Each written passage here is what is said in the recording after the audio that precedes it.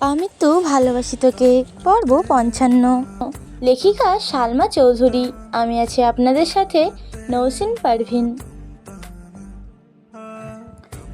তানভীর বন্যাদের বাসার উদ্দেশ্যে রওনা দিল। আবির পাশে বসে ফোনে কিছু একটা করছে আর তানভীরের সাথে টুকিটাকি গল্প করছে। হুট করে আদি বলে উঠল, আবির ভাইয়া, তুমি আমাকে সালামি দাওনি কেন? আবির কথা শুনে মিম মেঘ দুজনেই চমকে উঠেছে। আদির কথা শুনে মিম মেঘ দুজনেই চমকে উঠেছে। মেঘ মনে মনে ভাবছে, আপনি আমাকে এত এত টাকা সালামি দিলেন অথচ আদিকে দিলেন না, এটা কি ঠিক হলো? আবির ভ্রু গুটিয়ে গম্ভীর কণ্ঠে বলল, আমি নামাজে যাওয়ার আগেই তোকে সালামি কাকিয়ার কাছে রেখে গিয়েছি।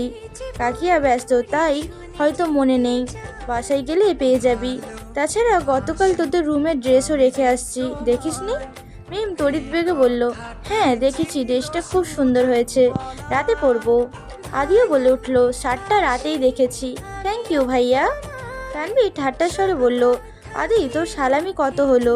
আদি মুখ ফুলিয়ে বলল, তোমাকে কেন বলবো, আমি রাতে ঘুমালে তুমি নিয়ে যাইতা। তানভীর হেসে বলল, সে আমি এখনই তোর থেকে নিতে পারি, নিব? আদি চিৎকার দিয়ে উঠল, না। আবির মেকি স্বরে বলল, দূর তানভীর, তোর সালামি নিয়ে কি করবি? আদি মুখ ফুলিয়ে বলল, একবার নিয়ে গিয়েছিল। আবির ভ্রুকুচকে সন্দেহান দৃষ্টিতে তানভীরের দিকে তাকালো। তানভীর হেসে বলল, আরে ভাইয়া, ব্যাপারটা তেমন না তো। কেমন? তখন আদি আরও ছোট ছিল। আদি আমার কাছে সালামি চাইছে, তো আমি বলছি তুই যত সালামি পেয়েছিস আমি একাই ততটা দিব।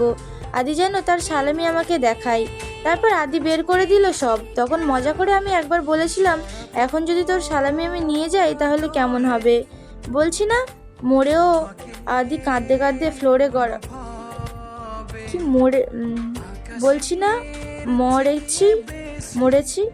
আদি কাঁদতে কাঁদতে ফ্লোরে গড়াগড়ি আচ্ছা সরি, এটা এরকম হবে, বলছি না মরেছি। আদি কাঁদতে কাঁদতে ফ্লোরে গড়াগড়ি শুরু করেছে। আমার পকেটে যত টাকা ছিল আমি সব দিয়ে দিয়েছি, তবুও আদির কান্না থামে না। আব্বু বড় আম্মু ইচ্ছে মতো আমাকে ঝাড়ছে, তবুও আদিকে থামাতে পারেনি। প্রায় 30 থেকে 40 মিনিট মাটিতে গড়াগড়ি করেছে। আমি সেদিনই মনে মনে কানে ধরেছি, আর যাই করি সালামি নিয়ে কোনো মজা করব না। এরপর থেকে ঈদের দিন গোসল করে রেডি হওয়ার আগে ওদের সালামি দিয়ে দিই। হাতে যত থাকে ততই দেয়, ভালোবাসা আর দেখাতে যায় না। তানভীরের কথা শুনে সবাই হাসছে। ততক্ষণে বন্যাদের বাসার কাছে চলে আসছে। মেঘ গাড়ি থেকে নেমে বলল, আমি যাই, তোমরা গাড়িতেই বসো। মিম পিছন থেকে ডেকে বলল, আপু আমি তোমার সাথে আসি। মেঘ আস্তে করে বলল, আয়। আদিও বলে উঠল, আমিও আসি। আবির এবার গম্ভীর কণ্ঠে ধমক দিল, কি শুরু করেছিস? মিম, আদি তোরা কেউই যাবি না, মেঘ তুই যা। মেঘ ভেতরে চলে গিয়েছে।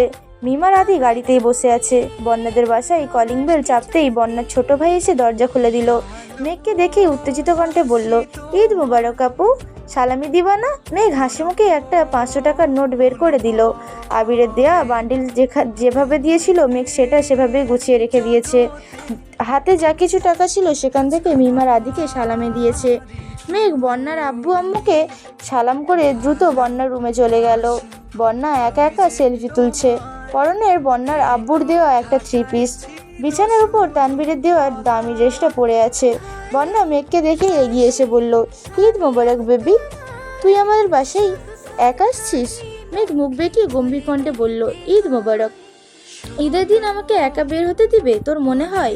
আবির ভাই, ভাইয়া, মিম, আদি সবাই আসছে। ওরা নিচে গাড়িতে। ওনাদের ভেতরে নিয়ে আসিসনি কেন? চল ওনাদের ডেকে নিয়ে আসি। ওনাদের আসতে হবে না, তুই রেডি হ, তোকে নিয়ে ঘুরতে যাব। আমি তোর ভাইদের সাথে কোথাও যাব না, সরি। মেঘ রাগী ভাব নিয়ে বলল, কেন, আমার ভাইরা কি বাঘ নাকি ভাল্লুক যে তোকে খেয়ে ফেলবে? চল, আর ওই ড্রেসটা পরে যাবি, আমি তোকে সুন্দর করে ছবি তুলে দেব, তারপর যা বলেছিলাম তাই করব। বন্যা কপাল গুটিয়ে বলল, ড্রেসের মালিককে খোঁজার আমার কোনো ইচ্ছে নেই, ড্রেস এমনিই পরে থাকুক। এখন নিচে চল, ওনাদের ডেকে নিয়ে আসি। আম্মু আব্বু শুনলে বকা দিবে। চল, ওনাদের ডাকতে পারি, তবে একটা শর্তে, তুই যদি বলিস তুই আমাদের সাথে ঘুরতে যাবি তবেই ওনাদের ডাকবো। আর ঘুরতে গেলে অবশ্যই এই ড্রেসটা পরতে যেতে হবে। আমি এই ড্রেস পরতে পারবো না। তাহলে আমি চলে যাচ্ছি। যাওয়ার সময় কাঁদতে কাঁদতে আঙ্কেল আন্টির বিচার নিয়ে যাব যে তুই আমার সাথে খুব বাজে আচরণ করেছিস আর তোদের বাসায় আসতে নিষেধ করেছিস। বন্যা মেঘের হাত ধরে আটকে দিল। গম্ভীর কণ্ঠে বলল, এই ঢঙি মেয়ে, আমি তোকে কখন কি বললাম? মেঘ দাঁত কেলিয়ে হেসে বলল, তুই বলিসনি, তবে আমি ঠিকই বলবো। আমি ভাইদের বলে তোদের বাসা পর্যন্ত নিয়ে আসলাম, আর তুই আমাদের সাথে যেতে রাজি হচ্ছিস না? তুই এত নিষ্ঠুর না। হয়েছে, আর ঢং করতে হবে না, আমি যাব। শান্তি, এখন চল ওনাদের বাসায় নিয়ে আসি।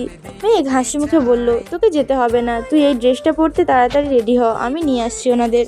মেঘ চটজলদি নেমে আসলো। মেঘের ভাই বোন বাহিরে আছে শুনে বন্যার ছোট ভাই ওদের এগিয়ে আনতে গেল। মেয়ে মাটি দ্রুত বেরিয়ে গিয়েছে। তানবীর গুরুভার কণ্ঠে বলল, ও রেডি হয়ে চলে আসলেই তো হয়, আমাদের ভেতরে যাওয়ার কি দরকার ছিল? আবির গাড়ির দরজা খুলতে খুলতে বলল, তোর একমাত্র শালা তোকে নিতে আসছে, যাবি না? শ্বশুর শাশুড়িকে সালাম করতে হবে না? তানবীর দুর্বল কণ্ঠে বলে উঠল, ওদের বাসায় যেতে আমার অস্বস্তি লাগে। শ্বশুর বাড়িতে গেলে সব ছেলেরই এমন লাগে, এসব কোনো বিষয় না, চল। মেঘ মিমরা অনেকটা সামনে চলে গিয়েছে। আবির আর তানবীর পেছনে বিড়বিড় করতে করতে যাচ্ছে। বাসায় ঢুকেই সবাই বন্যার আব্বু আম্মুকে সালাম করলো। বন্যার বড় আপুর টুকিটাকি কথা বলেই সবাই খাবার টেবিলে বসতে বলল। মেঘ বারবার বলে দিয়েছে যেন অল্প করে নাস্তা দেওয়া হয়, কারণ কিছুক্ষণ আগেই ফুপ্পিদের বাসা থেকে খেয়ে আসছে তারা। সবার নাস্তা প্রায় শেষের দিকে। এমন সময় বন্যা রেডি হয়ে উপর থেকে নামছে। তানবীরের দেওয়া খয়েরি রঙের ড্রেসটাতে বন্যাকে অসম্ভব সুন্দর লাগছে, সাথে হিজাব পরেছে, হাতে স্টিম্পল একটা পার্স, ঠোঁটে লাল লিপস্টিক আর মুখে হালকা মেকআপে বন্যাকে আজ অপরূপ লাগছে। হঠাৎ বন্যাকে নামতে দেখে তানবীরের গলায় খাবার আটকে গিয়েছে। বিষম খেয়ে তাকিয়ে আছে বন্যার দিকে, ঢোক গিলতে পারছে না। তানবীরের অবস্থা বুঝতে পেরে আবির তাড়াতাড়ি এক গ্লাস পানি এগিয়ে দিল। তানবীরের হৃদস্পন্দন বাইরের থেকে শোনা যাচ্ছে। পানি খেয়ে সেই যে মাথা নিচু করেছে, একবারের জন্যও তাকায়নি।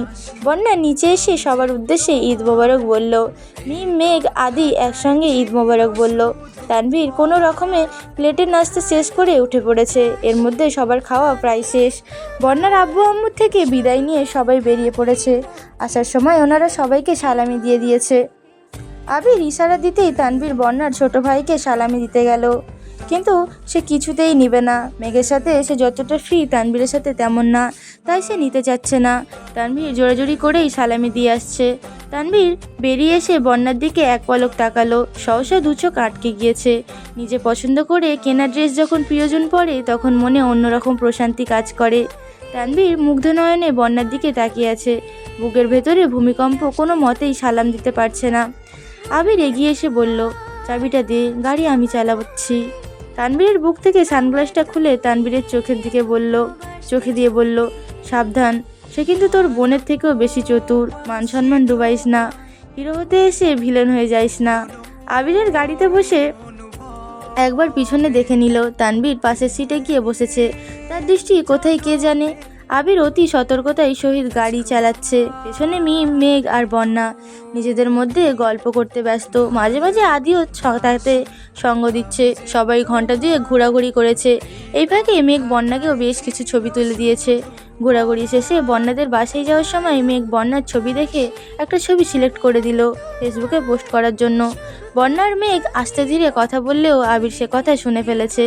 আবির সহসা ব্রেক কষল। পিছন ফিরে মেঘ আর বন্যার দিকে এক পলক দেখে গম্ভীর কণ্ঠে বলল, ফেসবুকে ছবি দেওয়ার অভ্যাস ত্যাগ করো, আজকের পর ফেসবুক যেন কারোর ছবি না দেখি। আবিরের কথা শুনে মেঘ ঠোঁট উল্টিয়ে কাঁদো কাঁদো মুখ করে তাকালো। আবির দেখেও না দেখার মতো করে সামলে তাকিয়ে আবার গাড়ি স্টার্ট দিল। মেঘ আর চোখে আবিরকে দেখছে। আবির মিনহাজকে ব্লক দেওয়ার পরপর মেঘের ফেসবুক আইডি থেকে মেঘের সব ছবি ডিলিট করে ফেলেছে। মেঘ বিষয়টা তখনই খেয়াল করেছে, বন্যাকেও জানিয়েছে। আবিরের জেলাসি থেকে সেদিন মেঘ আনমনে অনেকক্ষণ হেসেছে। তবে আজকে শুধু মেঘকে বলেনি, আবির বন্যাকে সহ ওয়ার্ন করেছে। আবির মেন রোডে গাড়ি থামিয়ে তানবীরকে বলল, তানবীর, বন্যাকে বাসা পর্যন্ত এগিয়ে দিয়ে আয়। বন্যা সঙ্গে সঙ্গে বলল, আমাকে এগিয়ে দিতে হবে না, আমি যেতে পারবো। আবির রাজভারী কণ্ঠে বলল, জানি, কিন্তু তুমি যেহেতু আমাদের সাথে বেরিয়েছো, তাই আমাদের উচিত তোমাকে বাসা পর্যন্ত পৌঁছে দেওয়া।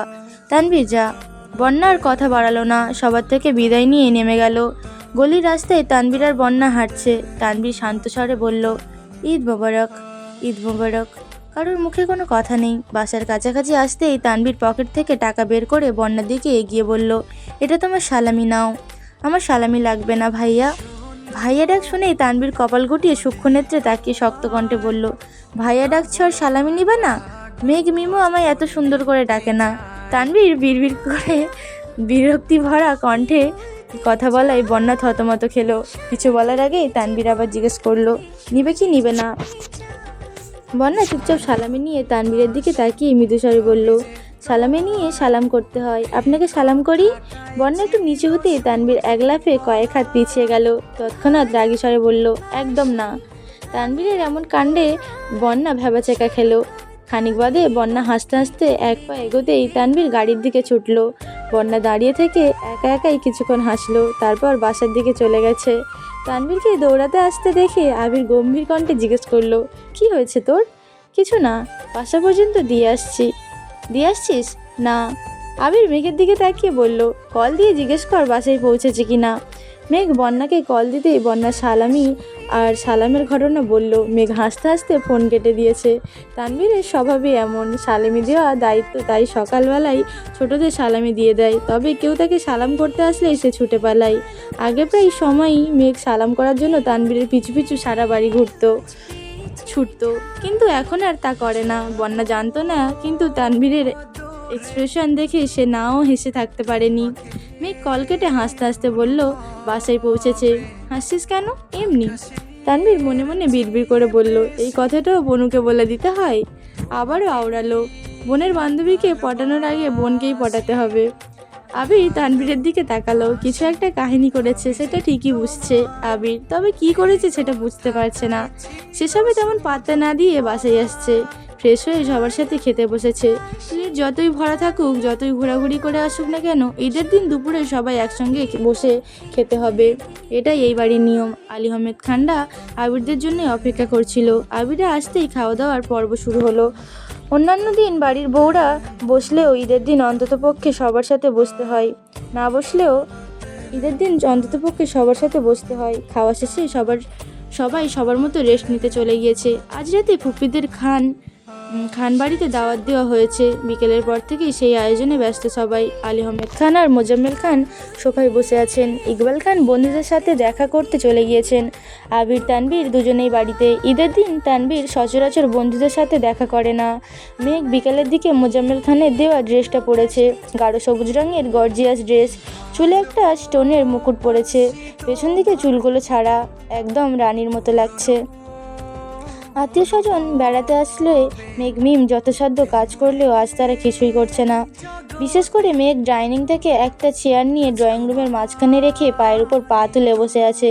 দু হাতের কোনোই অবধি মেহেদি দেওয়া, ম্যাচিং করা সবুজ কাচের চুড়িও পরনে। এক হাতে একটু পরপর চুল ঠিক করছে। আর মিম আদির সাথে বকবক করছে। মেঘের ক্ষুধা লাগছে, আদিকে এটা সেটা দিতে বলে, কারণ সেই ড্রেস পরে কোনোভাবেই রান্নাঘরে যাবে না। আবির ঘুম থেকে উঠে বারান্দা থেকে মেঘের ভাবভঙ্গি দেখে নিঃশব্দে হাসছে। অতঃপর শান্ত স্বরে বলল, তোকে সারা জীবন রাজরানীর মতো যত্নে রাখার তৌফিক আল্লাহ যেন আমাকে দেন। আবির নিচে আসতেই আলী আহমেদ খান ধীরে কণ্ঠে ডাকলেন, আবির। জি আব্বু। তুমি কি অ্যাকাউন্ট থেকে টাকা তুলেছো? জি। কেন? একটু দরকার ছিল, কিছুদিনের মধ্যে রেখে দিব। আলী আহমেদ খান তপ্ত স্বরে বললেন, আমি রাখার কথা বলিনি আবির, এটা তোমার অ্যাকাউন্ট, তোমার যখন ইচ্ছে টাকা তুলবে, কিন্তু টাকাটা কেন তুলেছো সেটা আমার জানা প্রয়োজন। মিম আস্তে করে বলল, ভাইয়া আমাদের অনেক টাকা সালামি দিয়েছে বড় আব্বু। আলী আহমেদ খান গুরুভার কণ্ঠে বললেন, এখানে হাজারের কথা হচ্ছে না মা, লাখের কথা হচ্ছে, তাও 4 থেকে 5 লাখ নয়। তুমি যাও এখান থেকে। আবির নিশ্চুপ দাঁড়িয়ে আছে। আবিরের নিস্তব্ধতা আলী আহমেদ খান সহ্য করলেও মোজাম্মেল খান সহ্য করতে পারলেন না। রাগী স্বরে বললেন, ব্যবসায় লস খেয়ে সেখানে শুধু শুধু টাকা নষ্ট করো না আবির। তোমার যদি মনে হয় তোমার পক্ষে ব্যবসা চালানো সম্ভব নয়, তবে ছেড়ে দাও, আমাদের ব্যবসাতে মনোযোগ দাও। অ্যাকাউন্টে টাকাগুলো এমনি এমনি জমা হয়ে যায় না, তোমার আব্বুর কষ্টে জমানো টাকা এগুলো। আবির 2 আঙুলে কপালে হাত রেখে মেঘের দিকে তাকালো, মনে মনে বিড়বিড় করে বলল, তোকে পাওয়ার জন্য আর কত বকা আমায় খেতে হবে সেটা একমাত্র আল্লাহই ভালো জানেন। আলী আহমেদ খান পুনরায় বললেন, দেখো আবির, তুমি যথেষ্ট বড় হয়েছো, তুমি করলে ভালো হবে, কি করলে ক্ষতি হবে সেটা তুমি খুব ভালো বোঝো, যাই করো বুঝে সুঝে করবা। আবির অনিচ্ছক হেসে বলল, আমি যা করি বুঝেই করি, আর যা করব তাও বুঝেই করব ইনশাল্লাহ। আবির রান্নাঘরের দিকে চলে গিয়েছে। মোজাম্মেল খান রাগী স্বরে বললেন, ভাইজান, এই ছেলে সত্যিই তোমার তো, নাকি কোথাও থেকে তুলে আনছিলা? এখন এমন ঘাড়তেরামি করতে আমি আজ পর্যন্ত তোমাকে দেখিও নি। আলী আহমেদ খান মলিন হেসে বললেন, তুই আবিরকে রাগিয়ে দিস বলেই এমন করে। আরও তুলো মাথায়। আজ নিজের অ্যাকাউন্ট থেকে টাকা তুলেছে, কাল তোমার অ্যাকাউন্ট থেকে তুলবে, পরশু আমার অ্যাকাউন্ট থেকে তুলবে, তখন কিছু বলবে না? আলী আহমেদ খান হেসে বললেন, আমার অ্যাকাউন্ট থেকে তুললেও তোর অ্যাকাউন্ট থেকে তোলার সাহস হবে না। তানভীর সিঁড়ি দিয়ে নামতে নামতে মনে মনে বলল, আব্বু তোমার অ্যাকাউন্ট থেকে টাকা নিয়ে ভাইয়া কী করবে? তুমি যার নাম টাকা জমাচ্ছ সেই তো ভাইয়ার। রাতে ফুপ্পিরা এসে খাওয়া দাওয়া করে গিয়েছেন। আগামীকাল বিকেলে রাকিবের গায়ে হলুদ। খুব বড় অনুষ্ঠান না করলেও কাছের মানুষ, আত্মীয় স্বজনরা থাকবে। জান্নাতের শ্বশুরবাড়ির সবাই আগামীকাল দুপুর দিয়েই রাকিবদের বাসায় চলে যাবে। এদিকে মেঘার মিমকে পাঠানোর জন্য জান্নাত আইরিন দুজনেই খুব রিকোয়েস্ট করছে। মোজাম্মেল খান প্রথম দিকে রাজি না হলেও জান্নাতের জোরাজুরিতে বাধ্য হয়ে রাজি হয়েছেন। আজ সকালে খাবার টেবিলে সবাই উপস্থিত হতেই মোজাম্মেল খান নীরবতা ভেঙে বললেন, তানভীর, আবির, আজ বিকালে তোমরা বাসায় থেকো। আবির ভুকুচকে বলল, আমাকে দুপুরের পরে রাকিবদের বাসায় যেতে হবে। কেন চাচ্চু? আমার এক বন্ধু আসবে, সাথে তার ছেলেও আসবে। আবির স্বাভাবিক ভঙ্গিতে বলল, আসলে আসবে, আমাকে থাকতে হবে কেন? আসলে ওনারা মেঘকে দেখতে আসবে, যদি পছন্দ হয় তাহলে কথা আগাবে। মোজাম্মেল খানের কথায় আবির যেন আকাশ থেকে পড়েছে। তানভীর বসে থেকে দাঁড়িয়ে বলল, বনুকে দেখতে আসবে মানে? কিসে দেখা দেখি? মেঘের মনের ভিতর কালবৈশাখীর ঝড় শুরু হয়ে গিয়েছে। আব্বু কি বলছেন? ছেলে দেখতে আসবে মানে? বিয়ে? নিরুদ্বেগ ভঙ্গিতে আবিরের দিকে চেয়ে আছে, তবে আবিরের অভিব্যক্তি বোঝার উপায় নেই। বাইরে আবির যতই শান্ত থাকার চেষ্টা করুক না কেন, রাগে আবিরের শিরা উপশিরা নীল হয়ে গিয়েছে। চুল থেকে কানের পাশ দিয়ে ঘাম পড়ছে। আবির এক আঙুলে ঘাম মুছছে। মোজাম্মেল খান ধীর কণ্ঠে বললেন, রফিক আমার পুরানো বন্ধু, অনেক বছর পর দেশে আসছে, মেয়েকে দেখতে চাচ্ছে, তাই বাসায় আসতে বলছি। তানভীর আগে ফুসতে ফুসতে বলল, আমার বোনের কী রূপ বের হয়েছে যে ওদের দেখতে হবে? আপনি ওনাদের কল দিয়ে আসতে নিষেধ করেন, আমার বোনকে আমি কারোর সামনে যেতে দেব না। আলী আহমেদ খান ঠান্ডা কণ্ঠে বললেন, তানভীর মাথা ঠান্ডা করো, ওনারা আসতে যাচ্ছে আসুক, আমরা দেখি, তাদের কথা যদি ভালো না লাগে তাহলে মেঘকে আনবই না। মেঘ আহাম্মকের হয়ে বসে আছে, আবির দৃষ্টি প্লেটের দিকে। তানভীর আগে উল্টাপাল্টা আচরণ করলেও আবির কোনো কথা বলছে না। তানভীরের বাড়াবাড়ি বুঝতে পেরে আবির বাম হাতে তানভীরের উরুতে হাত রাখলো, যেন চুপ করে যায়। ইকবাল খানও তানভীরকে থামানোর চেষ্টা করছেন, কিন্তু তানভীরের চিল্লাচিল্লি থামার নামই নেই। সে মেঘকে কারোর সামনে আসতে দিবে না মানে দিবেই না। আবিরের ইঙ্গিত বুঝতে পেরে তানভীরের মেজাজ আরও তুঙ্গে উঠে গিয়েছে। তানভীর ভেবেছিল আবির তার আব্বুকে কিছু বলবে, কিন্তু আবির উল্টে তানভীরকে থামতে বলছে। তানভীর আগে ভাতের প্লেট ধাক্কা মেরে উঠে চলে যাচ্ছে। সবার দৃষ্টি তানভীরের দিকে। ইকবাল খান ভারী কণ্ঠে বললেন, খাবারটা? তানভীর আগে ফুসতে ফুসতে উপরে চলে গিয়েছে। তিন ভাই টুকিটাকি আলাপ করছে। আবির কোনো দিকে না তাকিয়ে প্লেটের খাবার শেষ করে উঠে গিয়েছে। উঠার সময় মেঘের চোখে চোখ পড়ল। মেঘের চোখ ছলছল করছে, গম্ভীর দৃষ্টিতে আবিরকে দেখছে, হয়তো আবিরের মন বোঝার চেষ্টা করছে। আবির সহসা চোখ সরিয়ে চলে গিয়েছে। টানা 2 থেকে 3 ঘন্টা তানভীরের ডাকার পরও তানভীর দরজা খুলছে না। এদিকে মেঘ রুমে শুয়ে শুয়ে কান্না করছে। মিম মেঘের পাশে বসে মেঘকে বোঝানোর চেষ্টা করছে। আবির ছাদে দাঁড়িয়ে আছে। দুপুরের দিকে তানভীর রুম থেকে বেরিয়ে ফোঁস করে সোজা ছাদে গেল।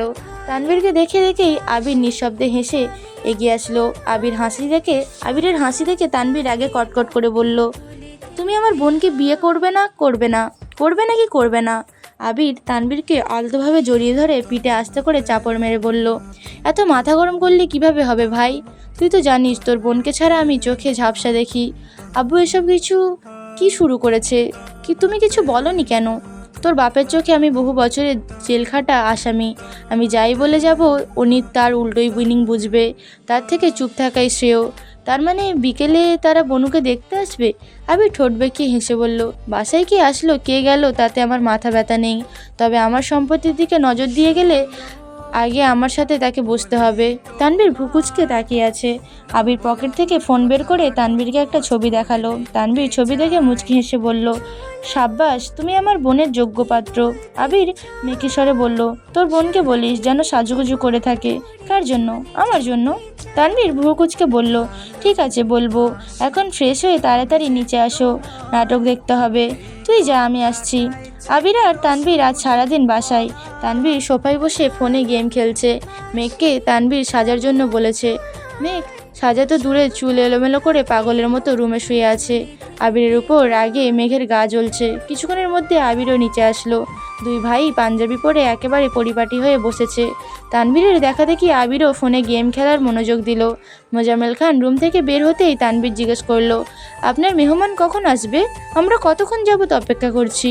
মোজাম্মেল খান চোখ সরু করে দুজনকে দেখলো। হালিমা খানের দিকে তাকিয়ে চোখের ইশারায় কিছু জানতে চাইলো, কিন্তু উনিও ঠিক কিছু বুঝতে পারছে না। ইকবাল খান এসে আবিরের পাশে বসলেন।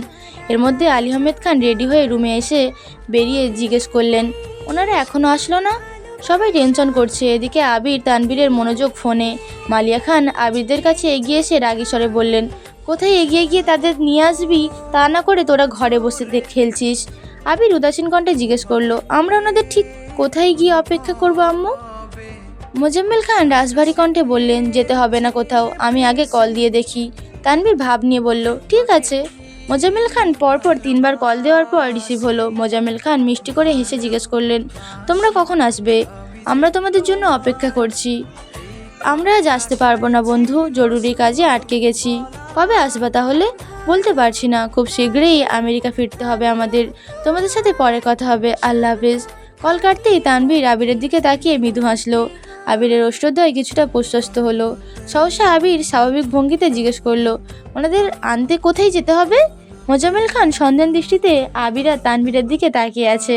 তাদের ব্যবহার খুব অদ্ভুত। ওদিকে রফিক সাহেবরা ও আসবে না। মোজাম্মেল খান কিছুক্ষণ ভেবে গুরুভার কণ্ঠে বললেন, তোমরা যে যার কাজে যেতে পারো। তানভীর সোফা থেকে উঠতে উঠতে মিমকে বলল, এই মিম, বনুকে বল তাড়াতাড়ি রেডি হতে, আর তুইও তাড়াতাড়ি রেডি হয়ে নে, রাকিব ভাই আর গায়ে হলুদে যেতে হবে।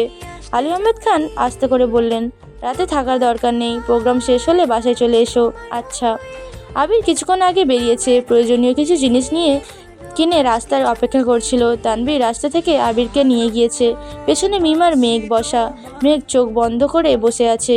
আব্বুর প্রতি যতটা না রাগ উঠেছিল, তার থেকে কয়েক গুণ বেশি রাগ আবিরের ওপর। মেঘ নিজেকে নিজেই প্রশ্ন করলো, আবির ভাই কি সত্যি আমাকে ভালোবাসেন? রাকিবের বাসায় আসতেই রাকিব সূক্ষ্ম নেত্রে আবিরের দিকে তাকিয়ে আছে। আবির ভ্রু নাচতেই রাকিব গুরুতর কণ্ঠে বলল, আমার কালকে বিয়ে, এটা কি তোর মাথায় ছিল? থাকবে না কেন? জেনে শুনে এত বড় রিক্সে আমায় পাঠিয়ে দিয়েছিস যে।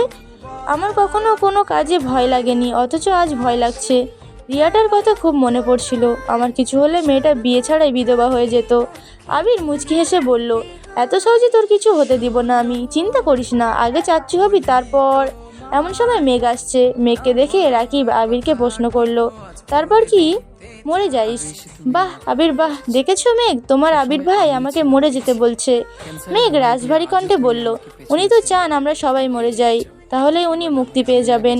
মেঘের মুখে এমন কথা শুনে আবির ভুজগল নাকের গোটায় টেনে নিল। মেঘের মনের একাকাশ অভিমান যা তার কথাতেই ফুটে উঠেছে। রাকিবও স্তব্ধ হয়ে গিয়েছে। এর মধ্যে জান্নাত এসে বলল, মেঘ চলো, তোমাকে শাড়ি পরিয়ে দিই। না আপু, শাড়ি পরার মতো মন মানসিকতা আমার নেই। কেন, কি হয়েছে? মেঘ ঢোক গিলে আকুল কণ্ঠে বলল, হয়তো খুব শীঘ্রই আমার বিয়ের দাওয়াত পাবে। জান্নাত ভ্রুকুচকে চেয়ে আছে। মেঘ চোখ মুখ মুছে মিমের পাশে সোফায় গিয়ে বসলো। রাকিব জান্নাতকে ইশারা দিতেই জান্নাত ভেতরে চলে গিয়েছে। আবির সোফার কাছে গিয়ে গম্ভীর কণ্ঠে বলল, মিম তুই ভেতরে যা। মিম সঙ্গে সঙ্গে উঠে গিয়েছে।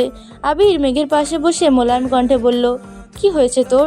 এত অভিমান করেছিস কেন? মেঘের চোখ দিয়ে টুপটুপ করে পানি পড়ছে। মেঘ দুহাতে বারবার চোখ মুছছে। আবির আবারও জিজ্ঞেস করলো, কথা বলবি না? মেঘ কাঁদতে কাঁদতে বলল, মেয়েদের আপন বলতে কেউই থাকে না, যদি কখনো কাউকে আপন মনে হয় তবে তার সঙ্গেই না হয় কথা বলবো। এই পর্যন্তই ছিল আমি তো ভালোবাসি তোকে পর্ব 55। পরবর্তী পর্বগুলো শোনার জন্য চ্যানেলেই চোখ রাখুন। সবাই ভালো থাকবেন, সুস্থ থাকবেন। আল্লাহ হাফেজ।